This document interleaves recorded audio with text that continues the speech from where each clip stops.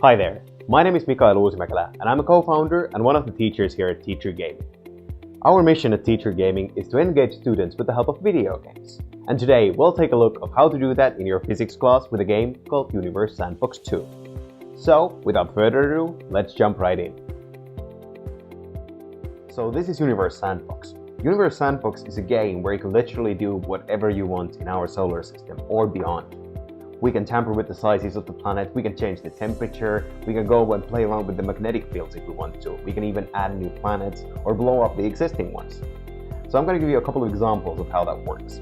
So let's go and find something familiar to play around with. I'm going to first pause the simulation by pressing spacebar, and then find something familiar like our planet Earth. I'm going to double click on it and then scroll to zoom in. Whoa, that's pretty close. I'm going to resume the simulation by pressing spacebar and then slow it down from down here so it's easier to follow what's going on. Now, right-clicking on the planet will bring up its details. Everything from the age of the planet to the mass to the composition to magnetosphere or just the temperature of the planet. We can go and change everything you want here. So clicking on radius, we can make the planet half its original size, or we can double it back again to original size.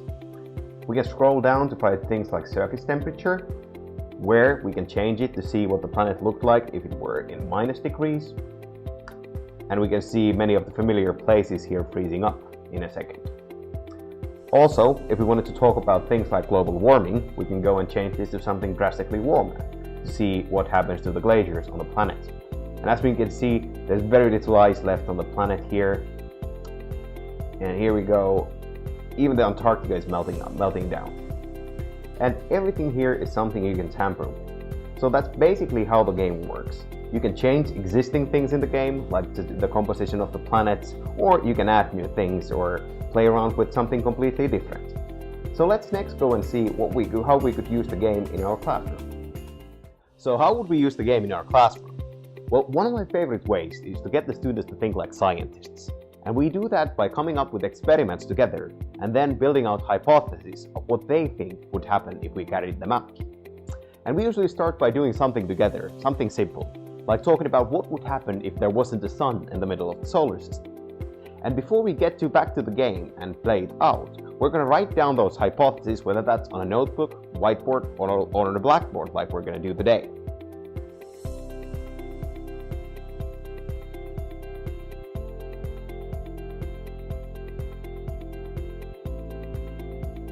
Once we are done with our hypothesis, we're going to go back to the game and see how they play out. So let's return to the game and see what would happen if we deleted the sun from the solar system. So I'm going to go ahead and click on the sun here in the middle of the solar system, and I'm going to hit backspace to see what happens. And now, as we can see, all the planets are headed their different way. I'm going to pause the simulation again by pressing spacebar and click on our planet to see what's going on. And I'm going to zoom in with the mouse wheel again. And as we can see, the planet is turning into a ball of ice really fast. Slow it down again so it's easier to follow. And we can see the surface temperature keeps dropping, so that we're already in -degrees, and that's going to keep going lower and lower as we're headed further away into the cold space. So that was just step one. The next thing we would do in the class would let the students come up with their own experiments. Now that we've done something together and they know the process of coming up with tests and then building their hypotheses, the next step is letting them to decide what they're curious about and designing their own tests and experiments. They can do that manually, like I did in the game, by clicking on the planets, leaving them and changing things around, or they can choose from hundreds of different simulations that the game offers. So I'm going to click here on the hamburger bar on the top and then click to open existing simulations. You can find things from historical simulations to physics experiments to collisions of the planets. So some of the students might ask what would happen if Moon collided with Earth. And we can see that. We can see that here. I'm going to click on Earth and Moon. And I'm going to slow it down again. So we can actually see what would happen if Moon fell from the sky. I'm going to click on the planet again to bring up its details.